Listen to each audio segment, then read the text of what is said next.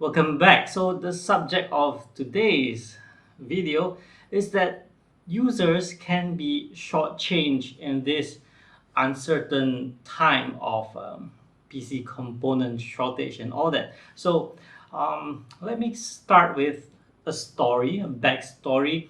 Now I do not have the full details of what happened, as in I do not have the details of the brand or the distributor involved in this story. So yeah, really I do not have the information, so don't blame me for anything. I have to make this disclaimer because some people in this industry are pretty sensitive, so let's not touch that. So basically the story is about a person who bought a graphics card. Let's just say it's an RX 6800, okay, and let's just say the price is US 1000. I mean, I'm making this simple for you guys to digest. I understand my viewers are from around the world, so we'll just stick to 1000 US for an RX 6800, okay, AMD RX 6800.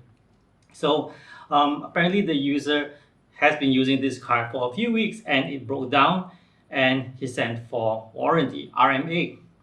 And initially he was offered a credit note, not of the full value of 1000, but only 3/4 of the value, which is like 750. And then, well, of course that is not a good value, isn't it? I mean, you paid them that money, and just because it broke down for a few weeks and you're just credited just 75% of that, so it's not nice, isn't it? So in the end, we waited for a replacement stock, at least to what I know of, and 4 months later, 4 long months later, apparently there was no stock, and the person was offered a downgrade. Yes, you heard that right, a downgrade. Downgrade to an RX 6700 XT, 6800 to 6700 XT. Now, I do understand this approach, meaning that let's say you bought the RX 6800 at 1000 US at the time, and the price changed, the price went up. So right now at 1000 US price point is the 6700 XT. So when it comes to this part, I think in terms of value wise, it seems fair. Fair to the distributor, fair to the seller, or whoever else. After all, the cost is maintained and the person gets the item back. Right. However, I feel that it's not fair to the consumer because yes, the value is same, but hey, you spent 1000 for a 6800 XT performance. It broke down in a few weeks and then waited for 4 months for a replacement, and all you get after all that is a downgrade of the performance. So imagine, and bear in mind this happened in Malaysia. So 1000 US comes to about 4000 something Malaysian ringgit. That's higher than the average person's salary. Yes. So just think about it. Okay, even if you don't want to use, you can use your own currency, whatever. Let's say it's 4000 US. You work hard for that, right?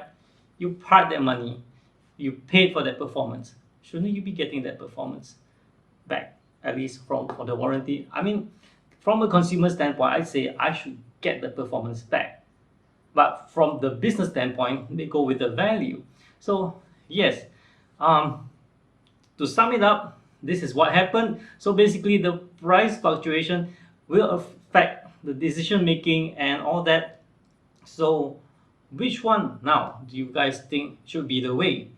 Is it fair to go with the value or should it go with the performance? I'd like to hear this in the comments. Please leave. I want you to leave your thoughts in the comments. I don't care which part of the world you are at, because this is something that is practiced in business. So it can happen to any one of you, regardless whether you're over here, GMT plus 8 time zone, or you're over in the US somewhere that's 12 hours, whatever, how many hours apart from us.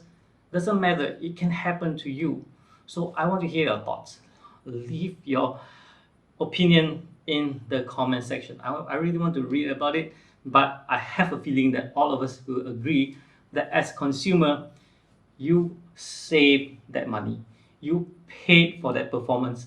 And if there's anything wrong, you should get the warranty should be back to the performance. If there's a credit note, it should be the exact value, not 75% of the value. Am I right? What do you think? I want to know your thoughts on this matter, because really, I think people, maybe if you have some consumer rights body that can help you, why not? Really, as a person who paid for X item, I should get the X item back. So, after all, like what I said, you work hard for it, you paid for the performance.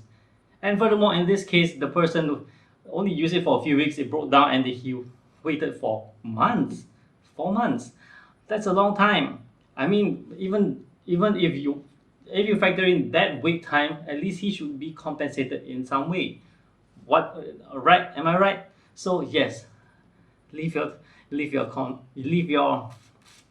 what you think is the right way the brand or distributor should go about. After all, another thing, the thing about it, this is actually business. So the person part that amount of money for your brand, for your product, you should take care of that person.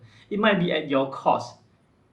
That's too bad. That's just business. It should be at your cost, not at the cost of the person who part with the money and end up, now you're offering the person to lose the person had to wait so many months and now have to be downgraded of the performance. To me, that's just not fair. Right, and one more thing to add. Now, this kind of practice not just hurts the consumer, it hurts the seller, the person that is pushing your brand.